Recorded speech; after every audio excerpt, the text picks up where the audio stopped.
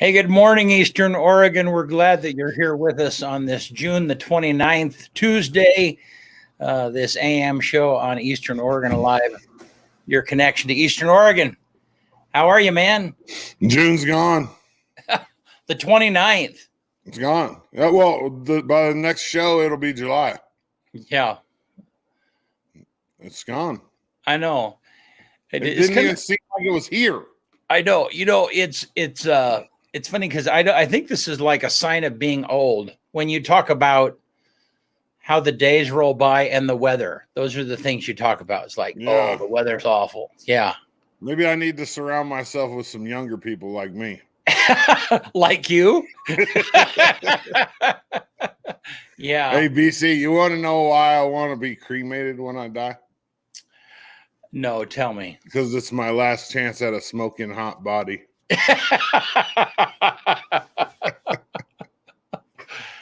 Oh man, yeah. What is today? Tuesday? Yeah. I was hoping it was Thursday. Why is that? Because it's closer to Friday? Yeah. I love Fridays.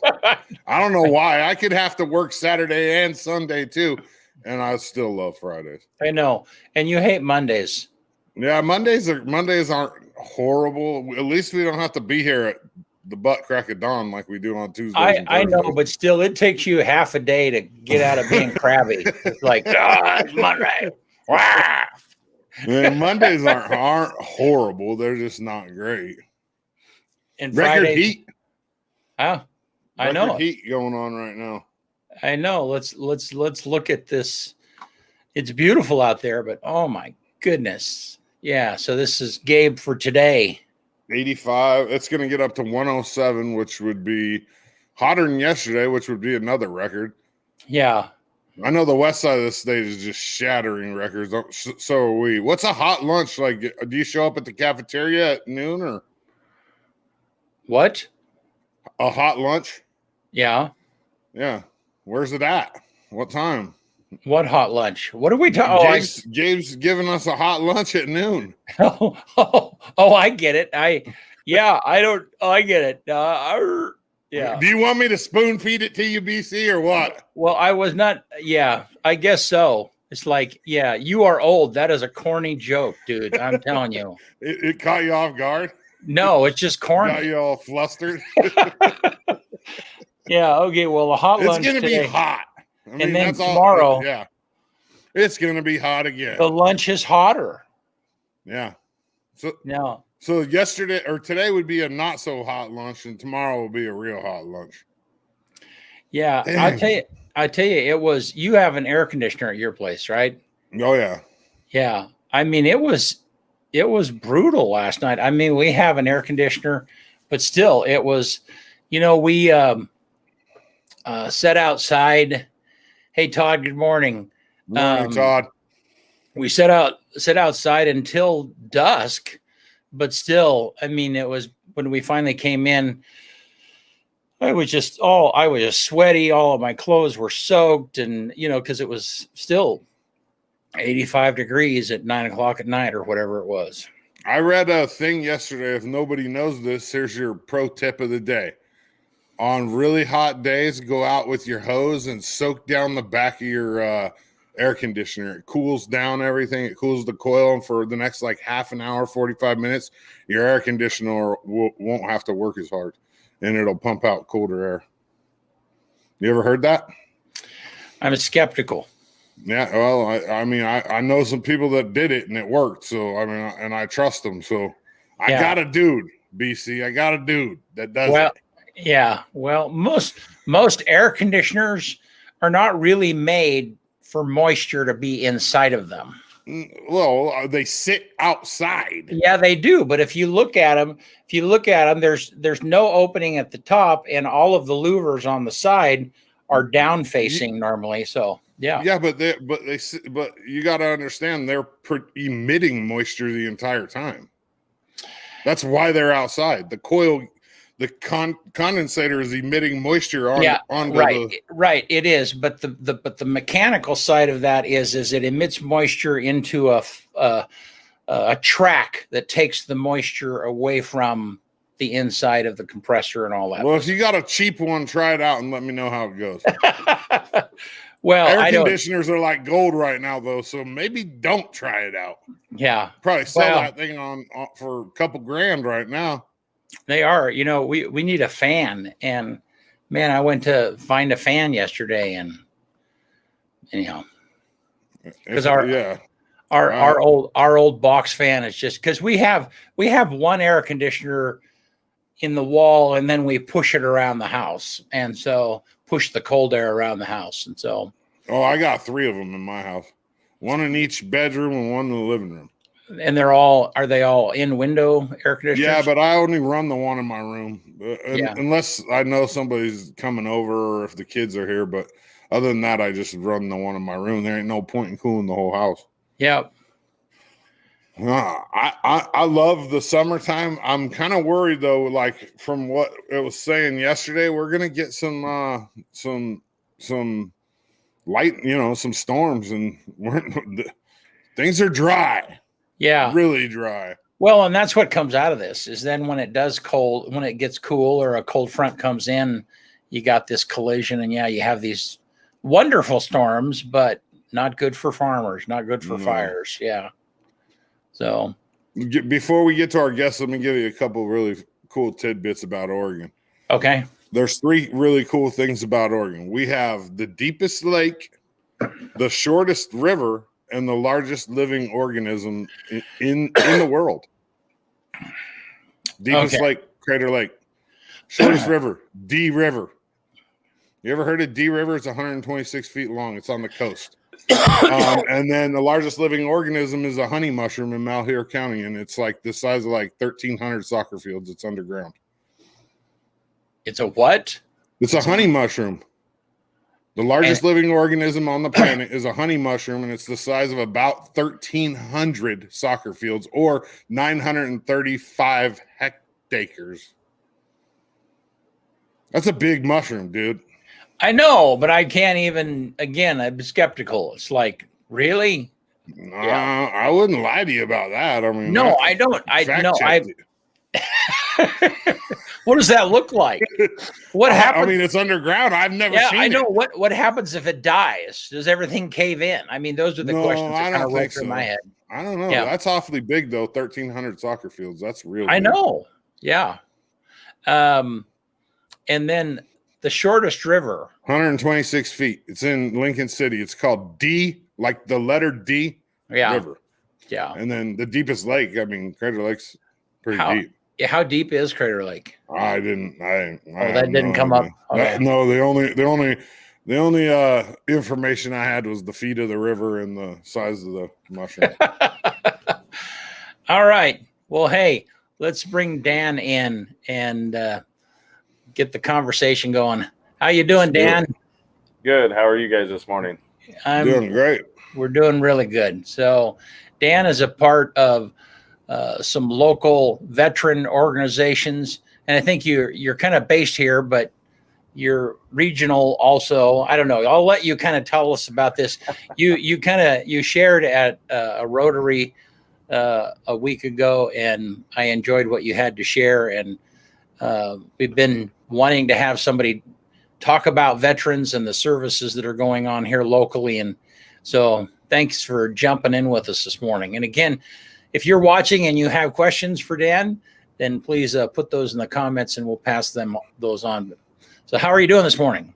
Wonderful. First, I'd like to thank you guys for the opportunity to come in here and let people know about what we're doing for our veteran community. You know, it's a blessing to be able to be part of something that allows us to get the message out there and let other veterans and civilians know that if they know a veteran in need of something that we provide, that we're here for that. You know, we just need to get the word out there that we're here to help our veteran community. Yeah, is that pretty common? Like the people not knowing how to access services? Well, it's funny how you asked that. The other day when I was at a veterans lunch, Jesse Watson pulled me up and said, "Hey, why don't you give a speech to the Rotary here?"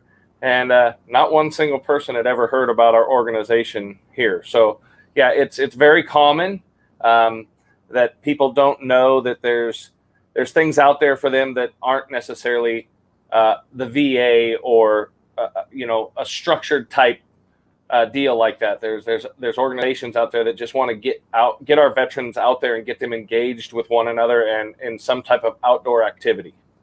So tell us the name of your organization and how you got started, Dan. So I'm the president of Veterans Back 40 Adventure. How we got started was one of our guys, our founder, Morgan Northrup, came back from a deployment. And, a lot of these guys that we serve today have between 5 and 7 combat deployments. And that's a lot, guys. That's an awful lot. He happened to meet some guys, and they decided to ride what's called a backcountry discovery route. And if you guys aren't familiar with that, basically what that is that is an off-highway route. So say, for instance, the Washington Backcountry Discovery Route is the one they ran. It starts in Stevenson, Washington. It stays all off-road all the way to Canada. There's one through Idaho. There's one through Nevada. There's one in Utah. There's one in California. So this was a perfect time for these guys to go out, essentially stay off-road, and self-support themselves on this trip. When they got back off of that 5-day adventure, they realized that, wow, this was a healing time for them. What we call dirt therapy. It was a group of guys going out, doing what they love to do. And what they realized at the end of this was a viable option to offer other veterans to be able to come out and see what it is, to be part of a group again, where everybody has a job and a mission, and everybody has to facilitate their side of it in order to accomplish that goal, if you will. And so Morgan and his brother went to work on starting Veterans Back 40 Adventure. And here we are 5 years later, just growing and trying to do amazing things. That sounds Very awesome. cool. Yeah. So tell us a little bit about you. And I presume you're a veteran. Talk a little bit about your experience and then how you got involved in this particular organization. So yes, I am a veteran. I grew up in Central Washington on a big farm. Graduated high school, moved around a little bit, and decided that I had a bigger calling. So I went and talked to a recruiter, ended up joining the United States Army, and I traveled around the country, so on and so forth, right? Got done with my stint, got back, met my wife. We had a Polaris dealership here in the La Grande, Oregon area, and things were good. All of us veterans at one time will tell you that the best day of their life was when they got their DD-214. That's the day that you no longer are assigned. You're done, you're free, contract's up. But what happens very quickly after that, for some people it's much quicker than others, is they miss that brotherhood, that camaraderie, that sense of belonging and purpose. And so a lot of these vets just kind of wander around for a little bit, looking for something. A lot of them get involved in not so healthy things, and it destroys not only themselves, but families, so on and so forth. A lot of them find organizations like Veterans Back 40 or Warfighter Outfitters or Team Overland, groups of vets that are out there doing what they truly love to do. And they're like, oh my gosh, I never realized that there was an organization out here that does what I love to do already. And I get to hang out with people that are like-minded doing what I love to do. And so as soon as they find that, they latch onto it, and it just becomes, they've just become completely engulfed in, how can I help? How can I help your organization grow and do the things that it did for me? That's cool. I hear it oftentimes referred to as like, once you leave the military, obviously there's some traumatic things that happen while you're in the military. I mean, it's just inherent. And I hear it likened to recovery from alcohol or drugs in a way, because you're taking away you're trying to get rid of this trauma that's come into your life. And a lot of times when it comes to alcohol and drugs, that's the same thing. I mean, it's brought about by trauma or past events. So, man, what a cool organization, man. Correct. So what ends up happening is most of these guys, excuse me, you'll find that these guys, they function at such a high level when they're deployed that when they get home or they're done with their hitch, if you will, they're constantly looking for that next high, that next rush.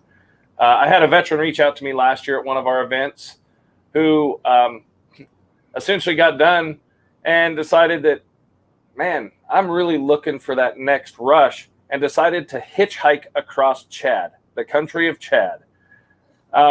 That's the level of commitment that these guys, that's the level of excitement that they have to reach. You know what I mean? I had another veteran reach out to me this year who went to Portland to the riots. And the first night he was thoroughly let down that it wasn't to the level that he was expecting, because when you listen to the media, they were telling you it was like war. Well, this guy had been to war 9 times, and he went there and he's like, come on, you guys promised me something. Well, the next night it got real. And I saw him the week after he had done that, and he was like, man, I have not felt that alive in years. That's the type of thing that we're combating, guys. I mean, we're not talking about guys that are sitting around doing nothing. We're talking about guys that are literally trying to base jump off of things. I mean, they have to, the level has to be reached so high that it normal people look at it and go, that's crazy.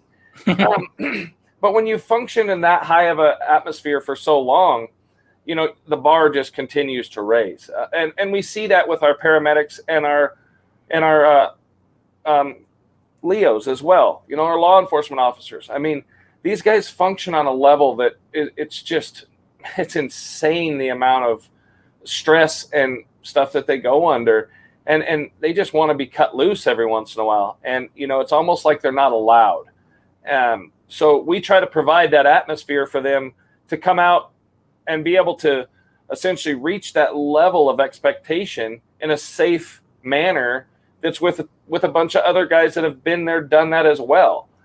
So you're not just out there doing it by yourself, or you're not searching for something that maybe is not acceptable in life as far as we would talk about. So that's what we really try for, is to build that sense of camaraderie and offer. So for instance, if we're on a dirt bike on a single track trails between 21 inches and 27 inches wide, you can't worry about the bills at home. You can't worry about what's going on. You got 50 feet in front of you to your front tire, and that's it. And what's really cool about that opportunity as well is you got 5, 6, 10 guys that are traversing the same exact trail that you are. And when they do things like that, it allows us, when we get to an obstacle or something, to point out to somebody and say, hey, how are you going to help this team get through this obstacle? And the answer some of these guys come up with could be completely crazy, but we allow them to own that, and we just go ahead and help them with that mission. And when it's done, sometimes it's just crazy, but at the same time, it's so empowering, because they felt like they were a team again. They had a purpose in that team, and everybody listened to what they had to say to move the team forward. Yeah.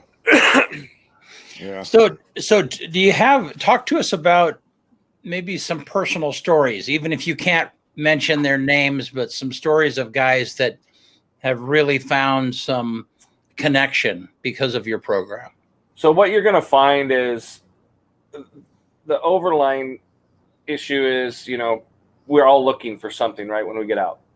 But what you're going to find is, you'll have guys that'll tell you that, if you came by our campfire at night, for instance, we were at Giant Loop a couple weeks ago, the rally down in Crane, Oregon, and you would never guess that any of these guys didn't know each other for years. I mean, you would have literally walked in and said, man, how long have you guys been riding together?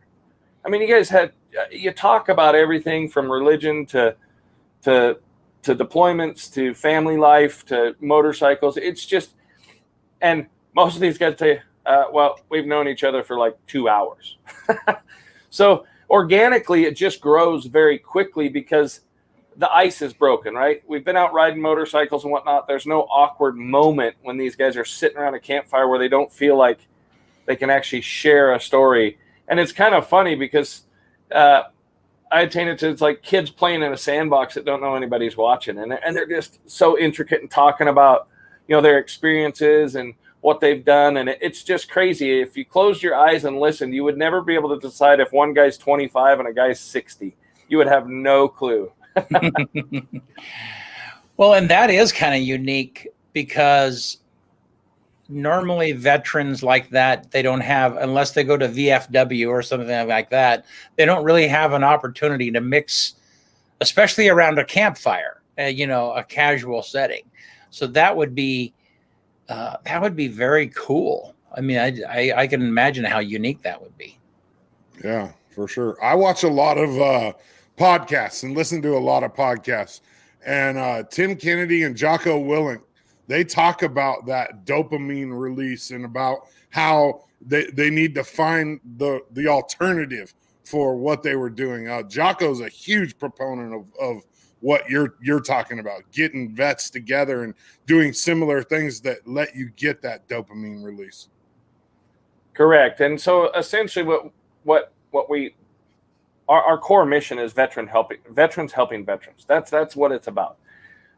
We don't care when you served, how many times you've went to war. It's not an ego contest. It's literally a group of vets helping other vets.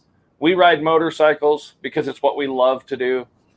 We wanted to find a platform that was engaging, entertaining, and yet sustainable. There's a lot of this stuff that's really fun and whatnot, but the sustainability of it is hard, right? I mean, you can't engage with 300 veterans on these special hog hunts out of a helicopter. I mean, the money is just ridiculous. So we try to get it down where, with our sponsors and our community members that help us out, between $15 and $20 per person per event per day. So, I mean, it's a very sustainable platform where we can get out and engage with as many veterans as humanly possible to cast the biggest net so none of these guys get left behind. And that's why we've built this program in such a way that it allows it to be sustainable that way, because that's the biggest takeaway, right? I mean, you can't just offer somebody an epic adventure and that's the last you ever talk to those people, the last you ever engage with those people. Most of our vets that we sponsor, I would say 80% of them, we will either see at another event or they ask us, how do we help you move? How do we help get you engaged with more veterans? And hey, have you reached out to these guys? Or hey, I heard about these guys. Can I help you? Or, so on and so forth. So it's a very organic thing that seems to happen. And how we do that is we focus on showing vets more tools for their recovery toolbox, plain and simple. We utilize what we call dirt therapy. We don't pursue just a one type event. This is not a one and done type deal. I mean, I want to engage with each and every one of these vets every single month for the rest of their life, or as long as they'll have us in their life and allow us to be part of their process, their healing process. This process doesn't have necessarily an end or a beginning. It just naturally comes along, and then we grow from there. We're part of this journey with these guys for their life. Our biggest goal is that we're here for life, and our goal is to find and engage and keep these veterans accountable to each other. We need to help them expand their networks, because when you expand your network, the ability for recovery and growth is amazing, right? And then we need to nurture camaraderie, right? Because that's all what we're essentially looking for. Once we all hang up that uniform, we're all like, hey, we're done, we're out, peace, and then we're like, oh my gosh, where are my buddies?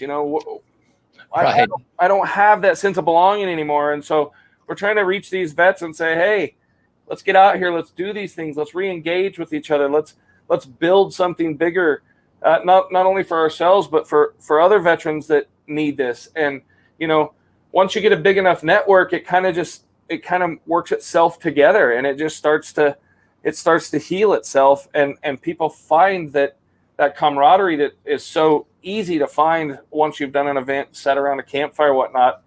It's really easy. How I got started was, we had a company up in northern Idaho essentially reach out to us and say, hey, I'll let you have my cabin for free. I'll take you guys out on some rides, so on and so forth. And there was 6 of us that went on that event, and we're still friends to this day. I mean, that was 3 years ago. And actually, a couple of the guys that were on that event are actually part of the organization now. The biggest takeaway that our sponsors and stuff can learn from us is, one, in order to sit on our board, you have to be a veteran, plain and simple. We are 100% volunteer.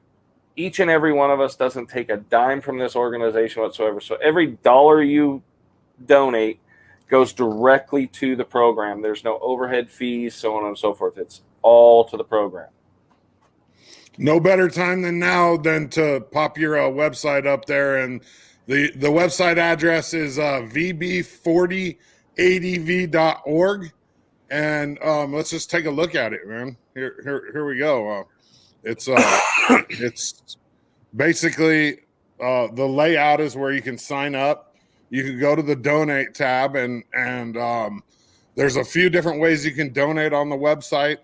Dan, you want to walk us through that a little bit? And well, I'm not the tech guy, but you can go in there. So we have Amazon Smile, we have PayPal and Venmo on the back of all of our cards and whatnot.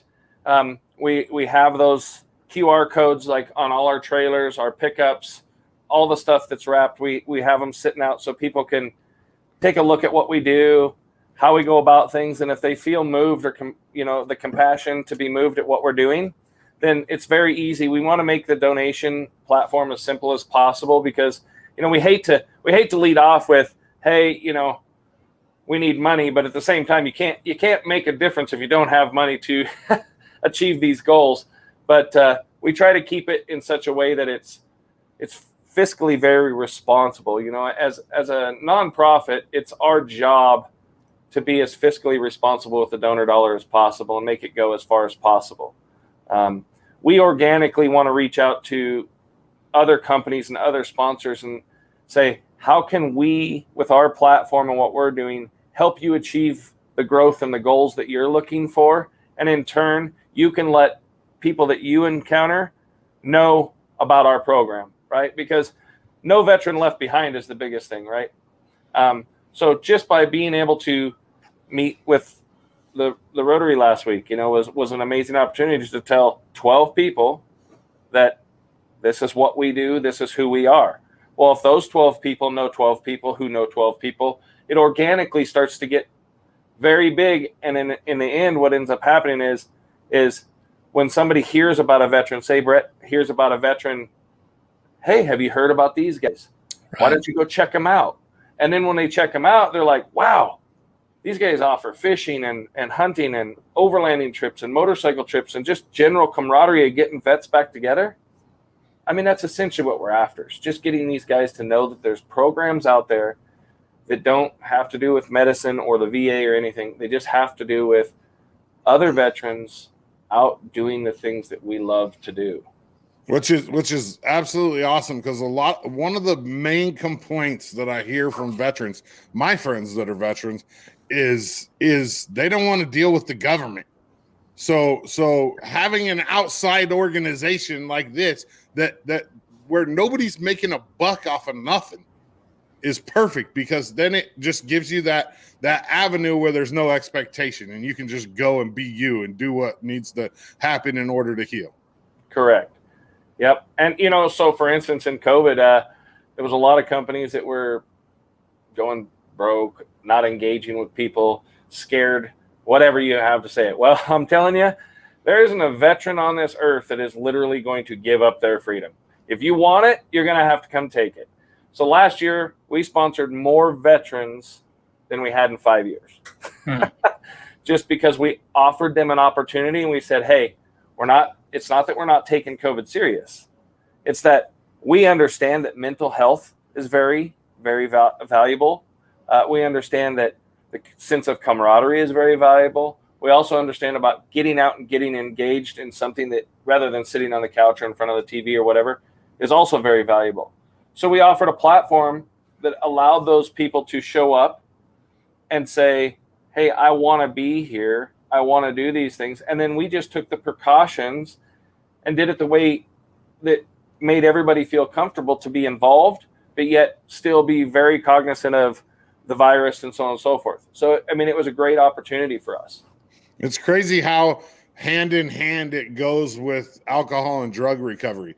Isolation is so dangerous. It very much really is. I mean, the last thing I'm in recovery. I stopped drinking 3 years ago, and almost 3 years ago. And the isolation is the thing that you have to get away from, because that's just you in your head, and that's when you run into trouble. Well, your mind is a very powerful thing, and it can take you in places you ought not go. Right? So start using that. Yeah. Well, and the other thing that is just so healing is when you find people that you relate to that have been in similar experiences, and that can just all of a sudden that can be like, I mean, for me, and everybody experiences that. I don't know, maybe it's a death in a family, you lose a grandfather or a parent, or when I was 18, I had lost a sister who was 22 in a car accident. Well, I can tell you that over the years, as I have run into people that have lost siblings in tragic accidents like that, all of a sudden there's just this incredible, I might not know the person at all, but they just we know there's this unspoken language of like, there's somebody else in the room who gets what it is. It's a common bond. It's a familiarity of the feelings that you all go through. Right. And there's a switch inside that just gets flipped, and it happens organically. Sometimes you don't even know it just happens, and you're like, what the heck was that? Right. Yeah. And so then all of a sudden it releases you to talk about things that you might not ever talk with someone else about, because so I mean, that's the huge value. It's not only, it's way beyond just getting out of isolation. It is the fact that you can connect with someone who understands you in a way that civilians or other people might not. So. It's crazy. As much as our society has gone downhill, one of the things that we have grasped, which I'm super glad we have, is that mental health is real, and we can talk about it. And it's not like shunned near as much as it was 50 years ago. We can present it, and people can talk about it and start to understand the things that need to happen in order for people to be okay. Yeah. Correct. Well, you can't heal, you can't grow if you're not willing to admit that there's an issue. Right. The very first step. Once you admit that you have an issue, and the craziest thing for us is most of our vets that we encounter, right? After about 20, 30, 40 minutes, they'll finally tell you, they're like, man, I thought I was in this all alone. And here I am sitting around this campfire with 20 to 25 other veterans, whether it be female or male. And they're like, each one of these guys felt that exact same way at one point or time. And they realize, wow, they got through it. How did they get through it? What tools did they use to help them, grow and move past this? So I tell a lot of these guys that I deal with, that was a very defining moment in your life. Plain and simple. Nobody's going to take that away from you. But it doesn't have to define who you're going to be and how you're going to run your life the rest of your life. These veterans that have gone to war and done these things and lost friends, it's hard, right? So we tell them, you owe it not only to yourself for what you've done to have the best life possible, but your children need the best dad or mom possible, and your significant other needs the best supporter they can have. Otherwise, all your brothers that you lost died for nothing. If you're not out there living your absolute best life possible, all those lives were lost for nothing. And that's the biggest thing. That's the biggest thing we can take away from that is everybody has a sense of purpose and belonging when they realize that this is bigger than themselves. And the only way we're going to grow and do the things that we need to do is get involved with those that have shared that same walk and learned from their failures and so on and so forth and built something that was worth living for. Right. That's awesome. And a lot of people get it misconstrued when you talk about like living your best life. It's different for each person, obviously, but there are some common things. Being present. You know, being present is huge for me right now. It's like one of the things that I'm really, truly working on, being present in every conversation. And part of that is just trying to live my best life as well. And it might look different for each person, but there, like I said, there's those similarities where, you know, you can tell when somebody's really, really killing it. You know what I mean? Like when you're on the tracks and you're just rolling, you can tell. You know what I mean? Correct. Yeah. And so, like every year, we have we host different events. So one of our events here in this area is going to be from July 16th through the 18th. It's a memorial ride for a fallen brother. After 18 and a half years in the military, I lost my brother-in-law to suicide. And we started a memorial ride for him out here in the Wyndham-Fraser OHV unit, which is in between Starkey and Ukiah. And it's a great time for us to honor his family and honor those who knew him and continue on living our best life because he doesn't get the chance anymore. I tell guys all the time, I would rather listen to you for hours upon hours to help you grow than listen to your eulogy, plain and simple. Right. I mean, because each and every one of us have lost somebody in our lives and go, man, how could we have done something to prevent that? What didn't I see or what didn't I do? Well, I'm not going to sit here and ask those questions. I'm going to get out there and get engaged with you put me in front of anybody and I'm going to let them know we're out here to help these guys, plain and simple. And if we're out there putting our best foot forward to grow and learn and listen to people, that there's no more powerful thing than a sense of belonging.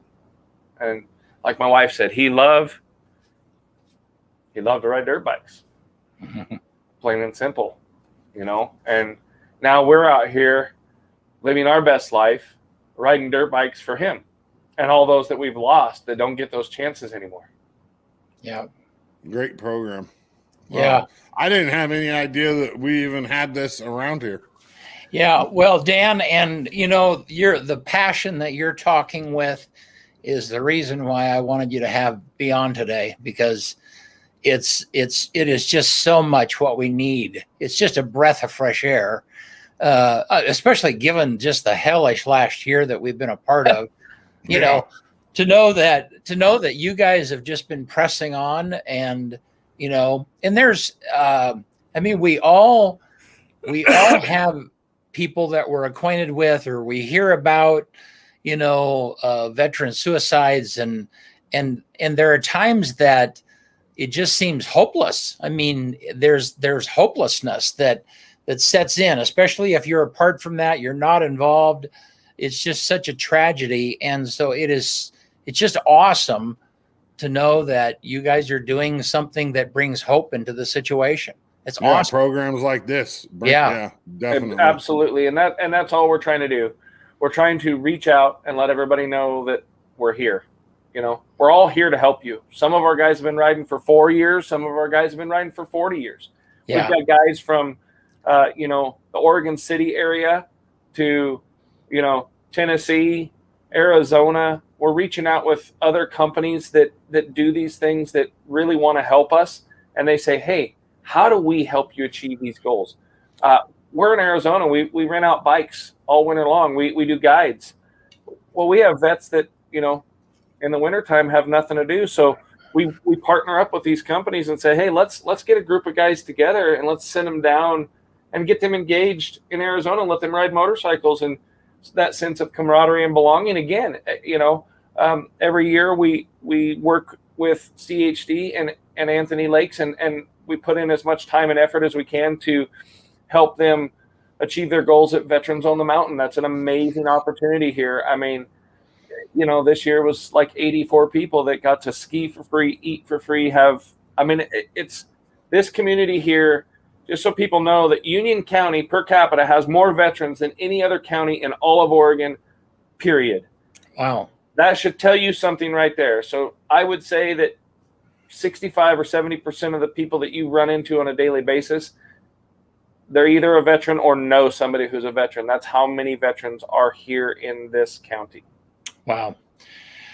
Well, That's Dan, tell us number. again how somebody can support what it is you're doing. And, you know, because there's lots of people like me who, I mean, my life is crazy. My business consumes what it is that I'm doing, but I want to help what it is that you're doing. So how can we be involved?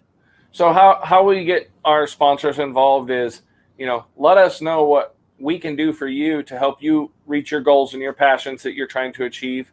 And let us use our platforms to tag you in some of the videos that we do and some of our pictures that we take, and just be part of it. If you're a fiscal donor, you can either send us a check, you can donate via PayPal or Venmo.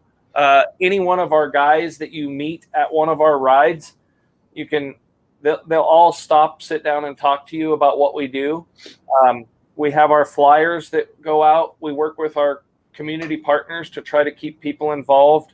You know, we have some great sponsors here that, you know, that'll tag us on their social media platforms. Like Heinz Meats always helps us out every year, you know, and they tag us and so on and so forth. It's just kind of an organic growth that we're looking for, you know, and so that people feel like no matter how big or small their contribution may be, whether it be monetarily or whether it just be their time or whatever it may be, is very important to us and our mission and growing forward, so that everybody feels like what they're able to provide is going to make a difference. And that's what really matters. And some people are just essentially, you know, money donors. That's where they feel like they can have the biggest impact. And we're more than happy to address those. You know, we just did a big deal with the Maupin Chamber of Commerce. I mean, they saw what we do. They wanted to be part of it. They wanted us to help. And we sent a couple guys down there to help facilitate their poker run. And it was a very organic time for my guys that went down there to be able to talk to these people that were coming and writing about what we do. For the simple fact is, the more people that know about what we do, the more veterans we can reach. And that's all we're trying to do, is reach more veterans.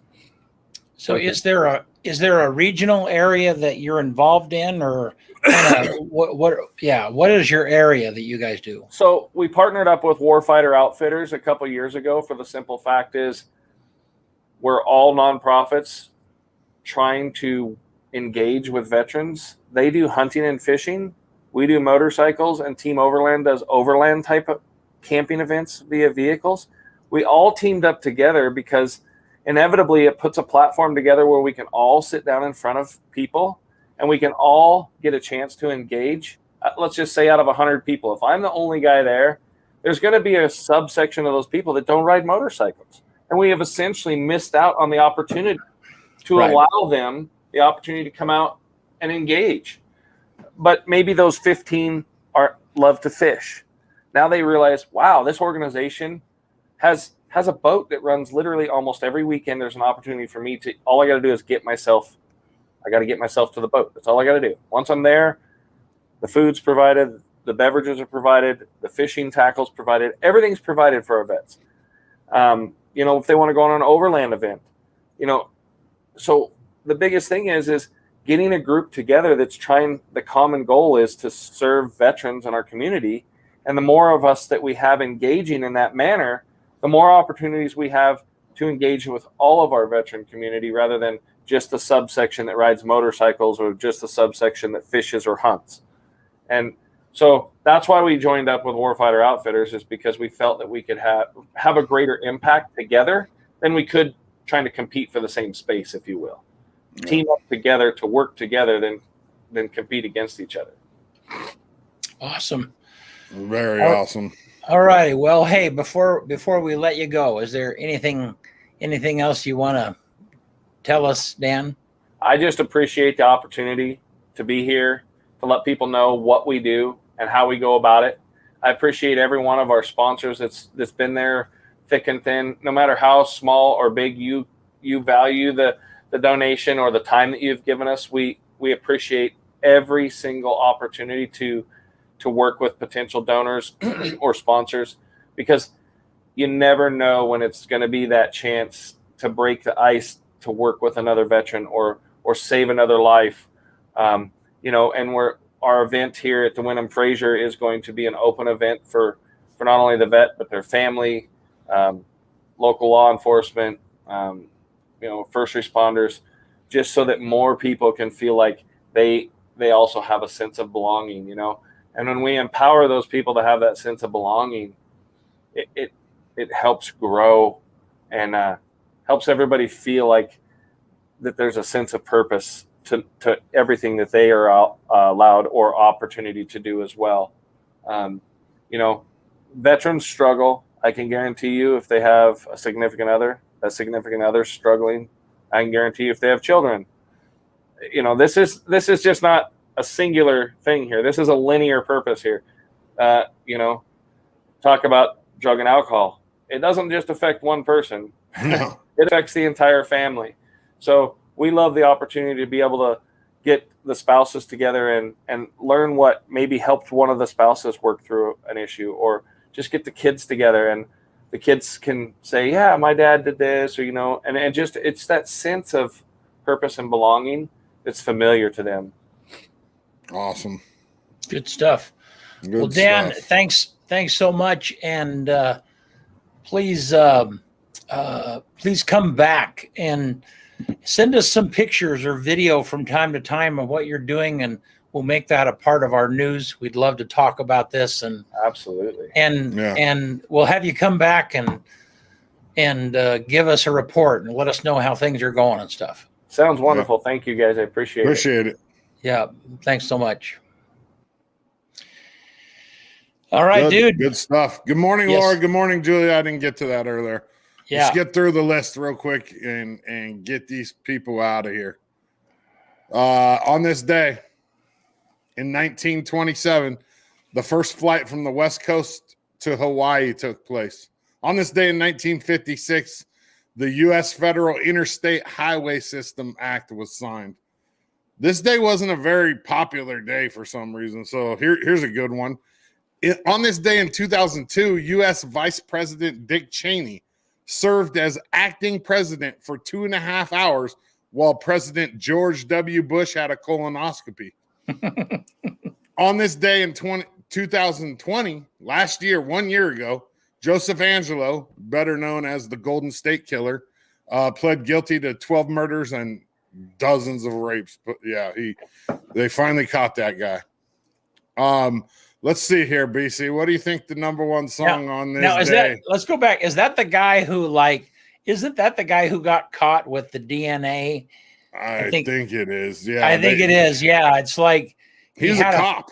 He was a former cop. He had a family member who did one of those DNA tests, and the DNA matched the crime, and I think that anyhow, just a crazy. I mean, the guy is like in his 70s or 80s.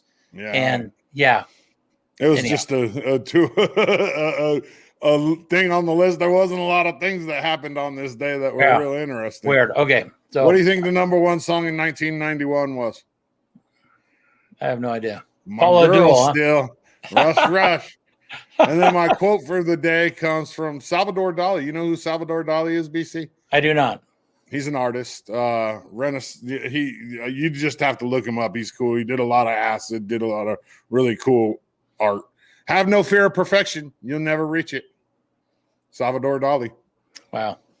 That's a pretty good one if you really think about it. Yeah. Don't fear perfection because you're not going to ever be there. So what's the point?